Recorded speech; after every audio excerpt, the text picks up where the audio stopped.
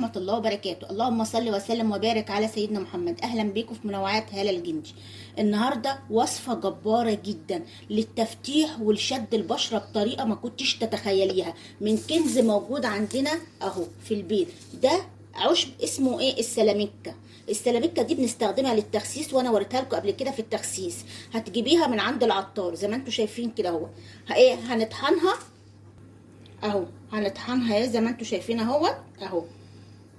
وبعد كده هنجيب حاجة تانية حلوة جدا. ايه هي؟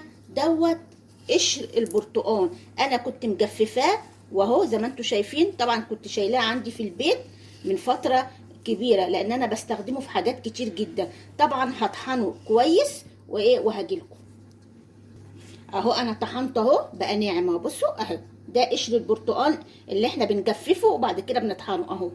هنحط عليه السلاميكا اللي احنا طحناه. برضو انا ما طحنتهوش ناعم قوي علشان كمان يزيل الخلايا الميته اللي في بشرتنا اهي. لازم يكون نوعا ما خشن شويه اهو.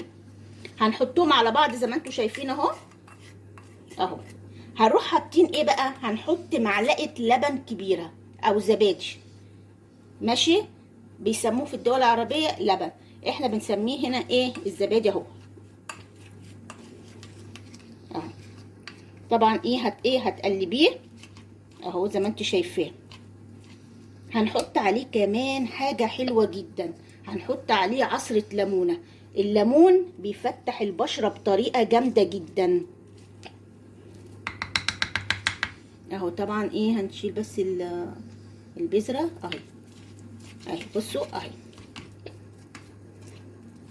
هنحط كمان مكون جميل جدا. ايه هو؟ هقول لكم عليه دلوقتي. هنحط كمان عليه معلقه ميه ورد.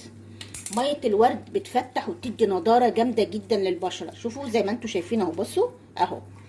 هتروح انا عايزاها جامده كده، مش عايزاها تكون خفيفه، ماشي؟ لانها هيبقى عامل زي القناع. هتحطيها على بشرتك اهو، على بشره نظيفه، وهتحطيها لمده ربع ساعه، وبعد كده هتفركيها على البشره. بجد هتفتن اهو. هنحطها على بشره نظيفه جدا لمده ربع ساعه. هتلاحظ الفرق جامد جدا. هتشد بشرتك وهتفتحها بطريقه ما كنتيش تتخيليها. جربيها مش هتندمي ابدا، بل بالعكس انت هتبداي تستعمليها على طول. هتستعمليها مرتين بس كل اسبوع. هتلاقي بشره مشدوده، بشره نضره، كمان مورده، وكانك حاطه ميك اب. بصراحه جميله جدا جدا. ان شاء الله تجربيها وهتشوفي الفايده من اول استعمال. وان شاء الله باذن الله نتقابل في فيديو جديد وفي وصفه جديده، وانتوا في منتهى الصحه ومنتهى السعاده اللي في الدنيا. والسلام عليكم ورحمه الله وبركاته.